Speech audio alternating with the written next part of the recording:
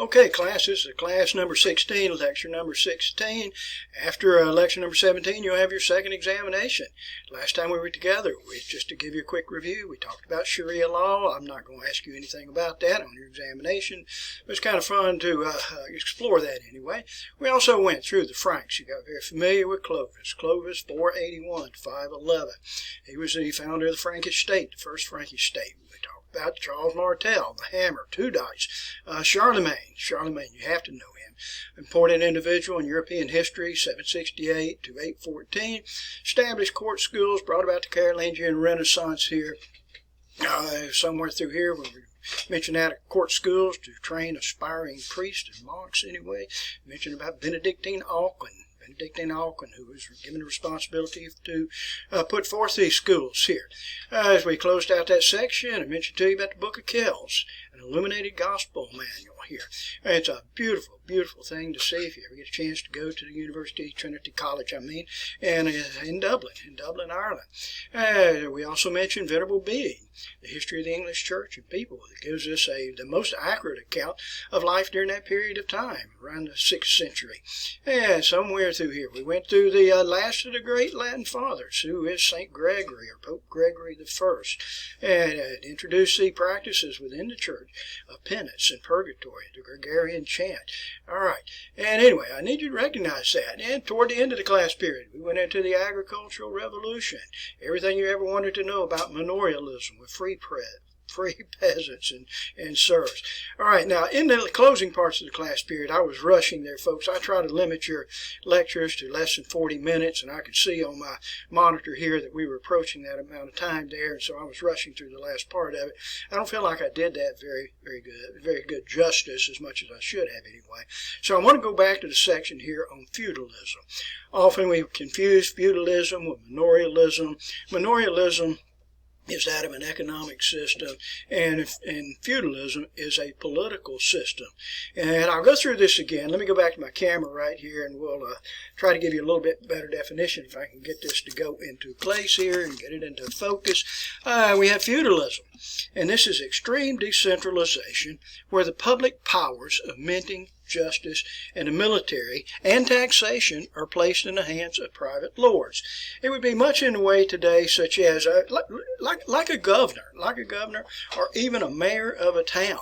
And it all depends on what level you are here, and we'll address this at one other time about that topic, which is called fealty, and I'm not going to do that today, I don't believe anyway. But anyway, that's it's like a governor, and the governor has a responsibility to print the money, to control the justice within an area, to develop a military in times of need, and to tax the people. Now, this is feudalism, so very different than that of manorialism. Now, where we closed out the other day, we've been talking about the peasants. Life as a peasant, not very good, living in these shacks, if you will, with dirt floors. Utensils were never washed there, very little furniture there, the most meager types of foods there. Rarity did we have meat. And let's talk a little bit about some of the other groups, the aristocrats, or the upper stock here. And that brings us into a good term here, and this term which is known as chivalry. All right, now chivalry, the word actually translates to mean horsemanship. And for these knights and the nobility, they were always expected to defend noble causes here. Nobles were expected to be master horsemen. They would often participate in mock battles. You know what I'm talking about with jousting. Now, at the lowest level, we have the knights. Now, the knights are chivalric lords. They would own less land than the upper aristocracy, and knights were always expected to be brave and loyal, and never take unfair advantage over your opponent. And we see at this period of time, and fires are always a problem. And so at this period of time, we're going to see an effort by the nobility to construct castles. And often these castles, and I'll say often, they were quite cold or they were quite hot. We don't see castles in our country, or very, very few of them. I think the Hearst Castle, which is out in California. This is Dover Castle here. I'll show you a photograph of that. But you can imagine this being quite cold in the winter months here. You would have fireplace in a particular room, but other than that, most of the rooms, were cold with that. I don't want to elaborate on this, but you can imagine the sanitation, the sewer systems, or the lack thereof. And if you go to Europe today, you'll find these castles. We don't see them, like I said, here in our country. But if you're going through Ireland, or you're traveling through England or Germany or France, you'll see these castles everywhere. Now, this is the Rhine River. In fact, this was a Viking river cruise here. But seeing the castle is up on the top of the hill. But seeing one castle, you'll see so many of them, you'll stop looking at them, because they're just like, seeing, say, trailers or something here, mobile homes here. Here's another castle here. This was taken in France. Here's another castle here. This was taken in Germany on the Rhine River. And like I said, they're just everywhere. But that was a different arrangement here with the castles here.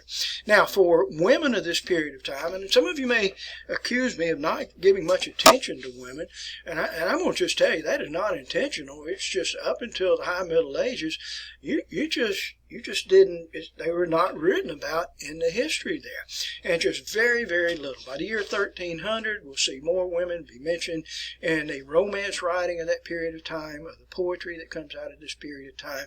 I've already flipped my camera, so I'm going to go back to it. Two of the most prominent individuals, ladies anyway. And I probably should spend more time in talking to you about Eleanor of Aquitaine. She was the wife of Henry II and mother of Richard Lionheart, which we have a lot to talk about with that. And we also had another lady here, and we'll talk about one of her descendants by the end of the class period. And her name was Blanche of Castile. Blanche of Castile. Those are two of the most prominent women of the time here.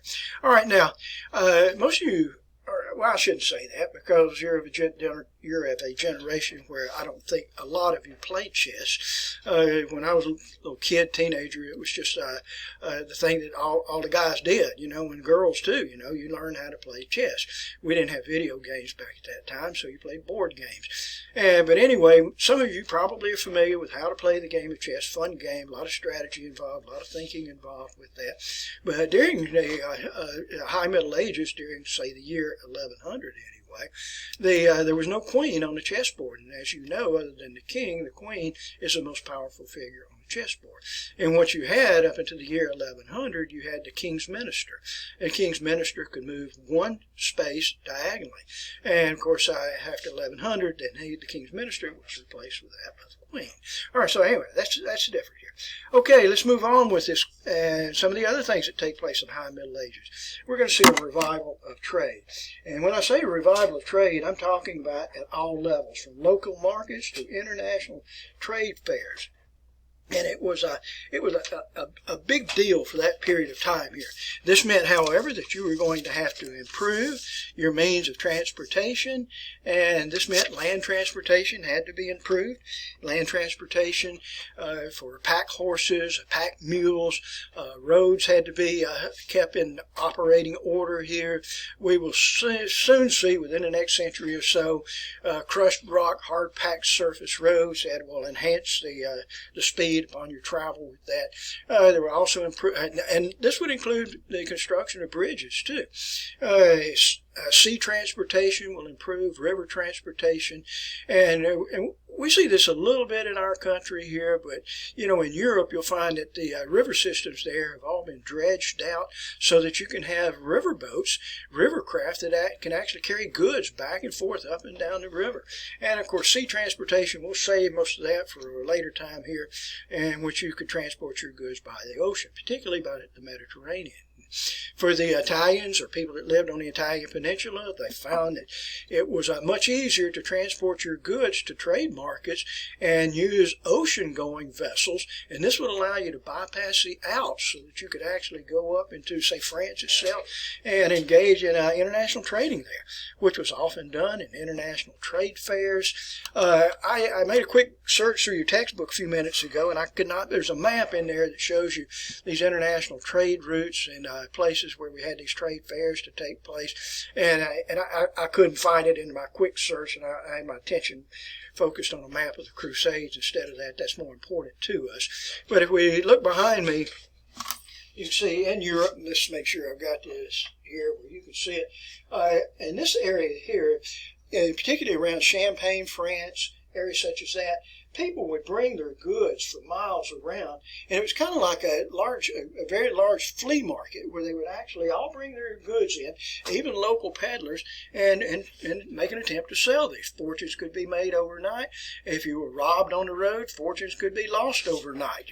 But that was a big deal during that period of time here. These international trade fairs.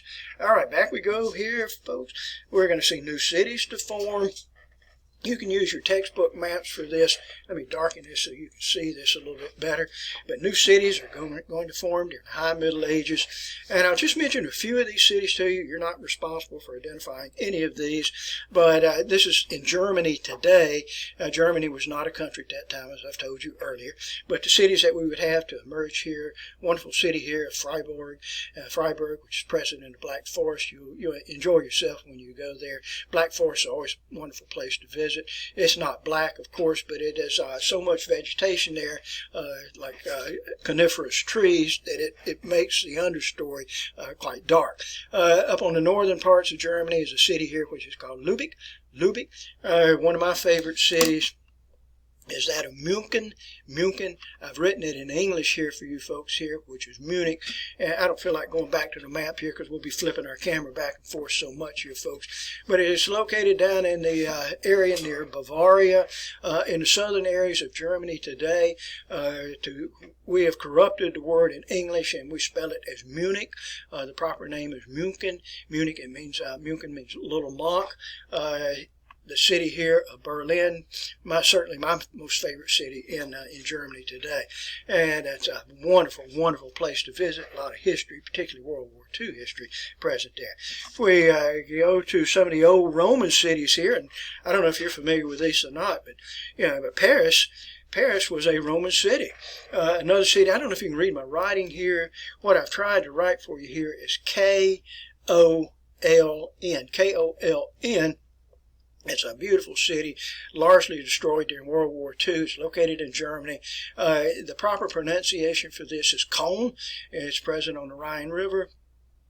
We have corrupted it. In English, we call it Cologne, but if you go to Germany, you'll never see Cologne. You always see it as Cologne.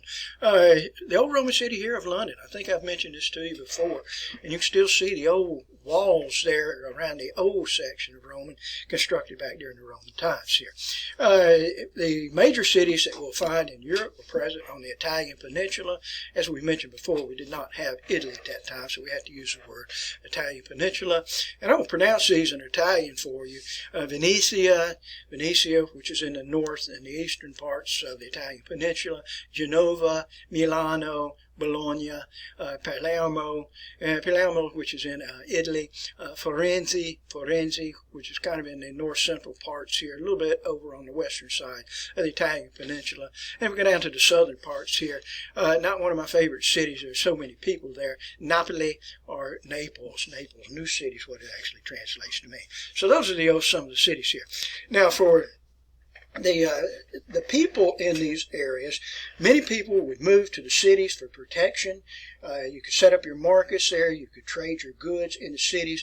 If you were a serf and you were a runaway serf, which you were not allowed to do this, but if you were a runaway serf and you could go into a city, if you could stay there for a year within the city, you got your freedom. And so many people felt like, and this is a German phrase here, but many people felt like that if you went into the city, that this would make you free, that the air was good for you. This old German saying here, Stadt Luft macht frei, city air makes you free. City air makes you free. Stadt Luft macht frei here. All right, so that was kind of interesting. Streets in the cities were largely unpaved. Many of the residents had stables, they had gardens, they had pigsties within the yards here. You can imagine how the lack of hygiene in these cities here, you didn't have proper sanitation there. Fires were always a problem with that. But nonetheless, even with all of that, life in the city was much better by and large than life in the countryside. All right, now to protect the workers, often we would find that there would be economic and social organizations. I want you to recognize this here. You need to write this down. You need to write down all that I put out for you good folks here. But these economic social organizations are called guilds, and they serve to protect the worker, they protect the market. If you're thinking in your mind union, well, you're right on target with that. The unions were the aftermath of the fallout, of these old guilds. We have two different types. You have one type of guild, which is called a merchant guild. This protects the market. It protects the market. It prevents foreign goods from coming into the area here, establishes the prices of goods. And then more important to the worker, however, you have the craft guild. And the craft guild, which protects the workers. It will determine how many hours that you work on a weekly basis here, how many hours you work per day, the amount of wages that you get. Just once again, think in your mind here, we're talking about like unions here. All right, so anyway, that's a part of it. Now, what you would often find in these craft guilds, it would be broken down, differentiated here into several different types here. If you were the master craftsman, you were the individual that would run the shop. The master craftsman would run the shop. He's one of a kind within his particular shop here. He's worked long, he's worked hard to become this master craftsman. He is an expert. And a master craftsman may have many journeymen, several journeymen that work under him. These are individuals that have learned the trade. They have not, they don't own their own shops. They've not produced a masterpiece, a master craft yet, but they're very good with this, a journeyman. And then we have down below this, these are the people that are learning. They're learning the trade. They are the apprentice. And quite frankly here, folks, in our modern day society here, in some occupations, you can still find reference to those three groups right there, particularly the apprentice and the journeyman. Okay, so let's move on here. And I'm going to change my subject very, very sharply here, folks. All right, so let's talk about something else. Now, I want to go back to our old friend here, the Byzantines. The Byzantines, let you take a look at me for a few minutes here, get your eyes off of the screen. But the Byzantines had long been at war with the Persians, and I'm going to change the name for the Persians. Had long been at war with the Muslims with that. The Muslims had encroached upon the territory of the Byzantines and reduced that territory back to just a small area of what it formerly was anyway. But by the year 1025, things began to change for the Byzantines, and they started doing a little bit better. The Muslim threat momentarily was not that strong as it was before. So let's carry ourselves to the year 1025. And I want to introduce you to two individuals here. You're not going to be responsible for them, but two individuals. One's named St. Cyril, and the other is St. Methodius. And don't tie Methodius in with Methodism, because that doesn't have anything to do with that. But these two individuals left the Byzantine areas and went into the areas of where the Balkans is located today. And in fact, if you travel to Zagreb, Croatia, you can find a church there that was used by St. Cyril and St. Methodius. And if we were in class, I would interrupt a little bit here. And I want you to take a look here, and maybe you're not familiar with this, but do you see the name St. Cyril? All right, now, St. Cyril developed an alphabet. It's called Cyrillic. It is known as Cyrillic. We find it today in Bulgaria, you find it in Greece, we find it in the Russian Federation today. It is a type of language that is used there, a type of alphabet that's used there. It's called Cyrillic. If you were in classroom with me, face to face, I would teach you a few words in Russian, teach you how to write those words in Russian.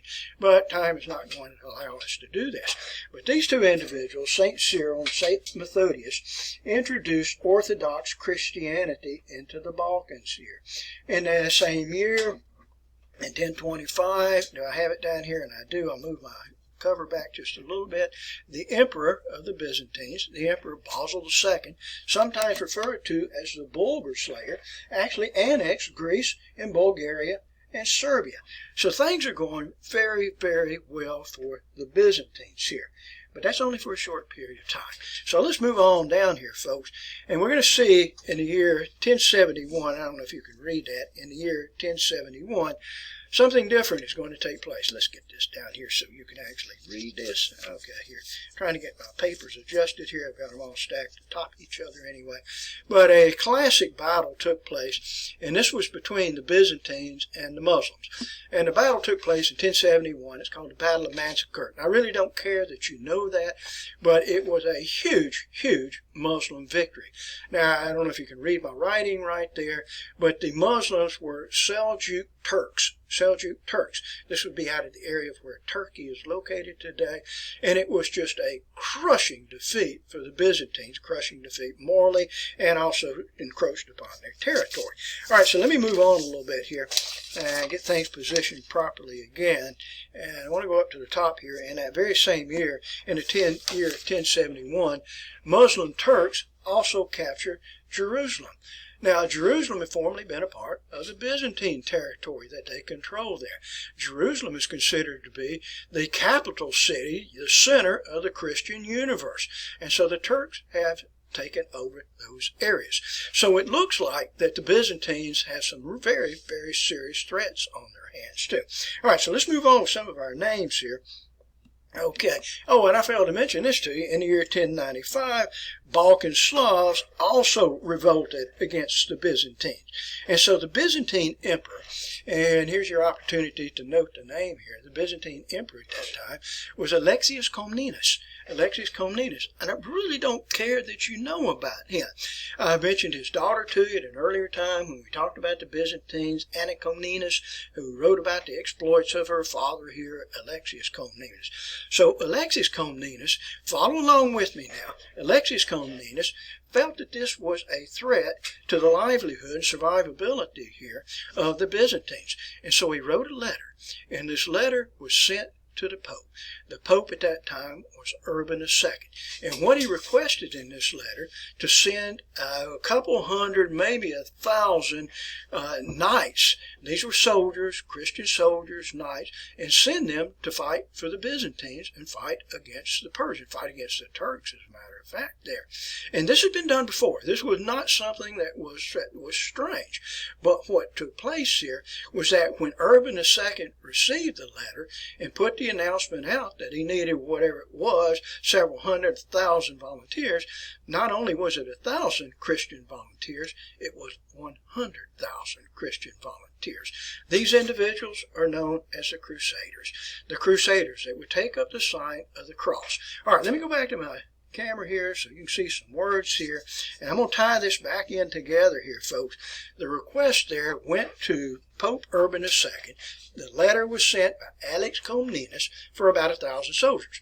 But fortunately, I guess you would say, 100,000 Crusaders volunteered for this, to sew the sign of the cross. Now, if you look at the word crux, crux means cross.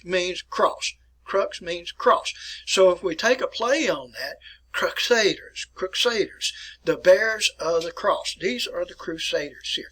All right, and now we're going to see the first crusade to take place here in 1095. 1095 to 1101, the first crusade will actually take place here. The pilgrimage to Jerusalem. No greater penance could be paid to Christianity. Urban II called for all of these crusaders and Christians to acquit before God all the sins of those who would bear the sign of the cross to go recover the promised land.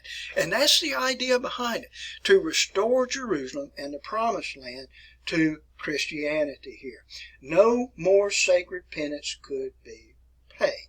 Urban II promised that all of the crusaders would be freed from all penances. In other words, all sins are going to be forgiven with this. All right, we'll find likewise. Let's see if we had here a rallying cry that swept through this group. Dus Levote, Dus Levote, Dus Levote, which means God wills it. God wills it. And it would bring these crusaders to a fighting frenzy. Now, many of the priests at that time promised plenary indulgences. And here's what I mean by plenary indulgence. That if you are killed in battle, your soul would not go to purgatory. By plenary indulgence, your soul will go directly to heaven. And for many of the people at that time, they believed that heaven was a better way of life than on earth. So instead of you dying for Christian causes and your soul going to purgatory, it now will springboard straight up into heaven itself. All right, so the Crusaders left here and they departed. And I'm going to use my map behind me. I recommend that you use the map that's in your textbook. I'm going to glance down at this. It's on page 276 in your textbook, and it's if you don't have your textbook here, and this will be a challenge for you to read this, but this first crusade of 100,000 Christian crusaders, it's marked in the pink here, and they left on several paths here, moving in this direction here. Let's see here, moving in this direction right here, this direction here, all making their way down to the Holy Land. And I tell you what we'll do here, folks, for these Christian crusaders, if you go through villages that have a Jewish settlement there, why don't you just take care of that problem too? And I'm saying that facetiously, of course, but that's what these Christian crusaders did. They would just, if they found a Jewish settlement, they would kill the Jews that were present there. And they finally made their way down through Constantinople here, moving down into the areas of Antioch here, take no prisoners here, murder all Turks within the streets here of Antioch, down here to Jerusalem itself, and they were successful in actually taking Jerusalem. A complete success here with the first crusade here. Jerusalem and the Holy Land falls back into the hands of Christians. All right, so let's see here. I'm going to go back to my camera for just a second so that you can get the date on that here. That's the first crusade from 1095 to 1101, but unfortunately for the Christians anyway, most of the Holy Land fell back into the hands of the Muslims. It went back into the hands of the Muslims. So this is going to bring about the Second Crusade. I'm not going to go back to my map here, folks, because it's too difficult for you to follow along that, and I'm going to trust that you have your textbook, and you can do it now, or you can look at it at a later time anyway, and you can trace the map here of the Second Crusade. This was led by Louis VII. Louis VII was from the area of France. Conrad III, who was a Holy Roman Emperor, that's roughly the area of where Germany is today. And this was the Second Crusade, 1145 to 1147, and the Second Crusade is not successful. They were not able to remove the Turks from the Holy Land, but the Turks were not in control of Jerusalem. All right, so let's move on here, folks, as we continue here with the Crusades here. We still got a ways to go with this.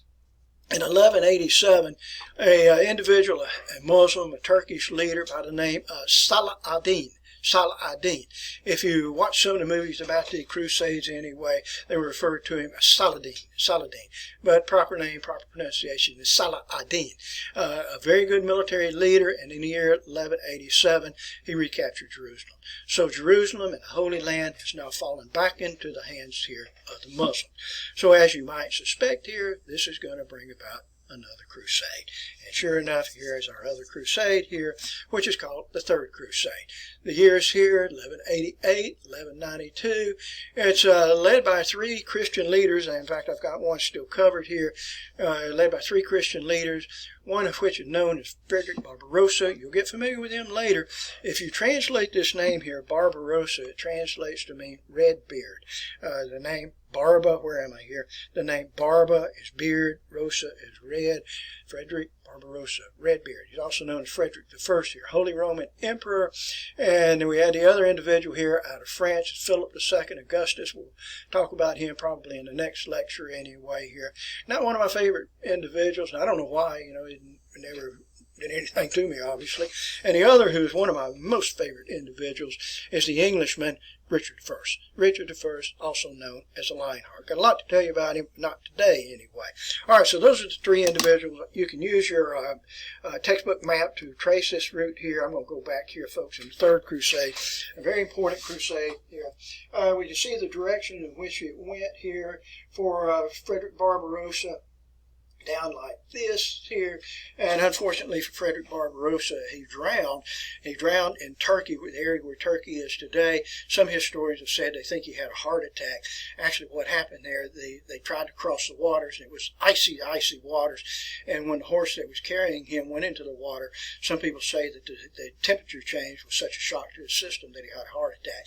I don't know. You'll have to draw your own conclusion on that. And for Philip Augustus, coming out the area of where France is, Philip Augustus moving in this direction, just lost the cause. He just lost the cause, and he turned back. On the other hand, Richard I, Richard the Lionheart did not turn back, and for his I guess largely English Christians actually made their way all the way down into Jerusalem itself. But the walls of Jerusalem were too challenging to penetrate. They could not. Their forces were insufficient to break down the walls there. And what they attempted to do was lay a siege around Jerusalem, and they just ran out of time with that. And for the Third Crusade, Richard the Lionheart, Richard I, had to give up the cause, and he returned here too. I don't want to tell you everything about Richard the Lionheart today because we'll save that for another time. So the Third Crusade has been a failure too. Thus far, First Crusade was a success, Second Crusade failure, Third Crusade failure. And let's go back to our camera here, and this will bring us up to our Fourth Crusade. Fourth Crusade, which took place in the year 1204. You can't read my writing here. The word here that you can't read is that of Pope, and this crusade was called forth by Innocent III. Innocent III, we'll talk more about him in a different lecture here, folks. But he called forth this crusade, to free the Holy Land of Jerusalem of the Muslim presence here. But for some strange, crazy-sounding reason here, when the Crusaders arrived in Constantinople, they ended up, and Constantinople is a Christian city, but they ended up sacking the city itself. You can see from this artist rendering here showing the Crusaders, and this is, you can see the signs of the cross sewn to their tunic right there. But they, and I don't know why, but they just stopped in Constantinople and sacked the city here. So the Fourth Crusade was actually a failure likewise. So we'll go back here now. And let's move on with another crusade here. That was the Fourth Crusade. I'm not sure about this one. I'm throwing it in. It's not in your textbook, but it's, and we're not even sure if it actually took place in 1212, but some historians will tell you the Children's Crusade took place here at this time. Supposedly it began when a 12-year-old boy delivered a letter that had been written by Jesus, and it's thought today that this was probably a fabrication, but nonetheless here, the way the stories go, that 30,000 children actually made their way down to the coast here of France and other areas to make their way over to try to free the Holy Land and Jerusalem, from the Muslim presence there. And the way some historians will tell you is that none of the children actually returned. So let's move on here with our Fifth Crusade. The Fifth Crusade took place in the year 1217, and it was an attempt to remove the Muslim presence from Damietta, that's in the northern parts here of Egypt, and it was unsuccessful. So I would ask you at this time, how are the Christian Crusaders doing? And not very well. They've been successful with the First Crusade. The other Crusades have not been successful. And we're not through, however. We'll see a Sixth Crusade take place here. And the Sixth Crusade, which is 1228 to 1229, and this was led by Frederick II. He was the Holy Roman Emperor. I think he was a grandson here of Barbarossa, if I remember right anyway. We'll talk about him a little bit at a later time. But for Frederick II, he could speak 5 different languages. I'll give those languages to you when we get on the topic of Frederick II. But one of the languages that he could speak was Arabic. And so he used his skills of negotiation and his ability to speak Arabic to negotiate that Jerusalem would return to Christian hands. And so anyway, and that did happen. So the Sixth Crusade was a success. So it's the First Crusade and the Sixth Crusades that are successful crusades. Unfortunately for the Christians here, about the year 1244, we'll find that the Muslims will move back into Jerusalem, and they will take Jerusalem, and they will hold Jerusalem in Muslim hands and in hands of Islam for the next 673 years, all the way up until 1917 in World War I, when it will come back under Christian control here. There will be a Seventh Crusade that will take place here. And the Seventh Crusade will be led by, let's get this down here, by St. Louis. St. Louis, who was the son of Blanche of Castile, that I mentioned to you at an earlier time here. His proper title here is King Louis IX, but a very pious individual, and he led this crusade here. And let's see, do I have it written here? And unfortunately for St. Louis in the Seventh Crusade, St. Louis, he was captured. He was captured by the Muslims, and he was ransomed for 1 million pieces of gold, and the Christians paid for that. They paid the ransom, and St. Louis, Louis IX, was actually free. He apparently didn't learn his lesson with that, a very pious individual, and he joined again on an 8th crusade. I didn't write the date down. That's 1270, by the way, if you're curious about that, and led this crusade here. And nope, I did not write the date down here.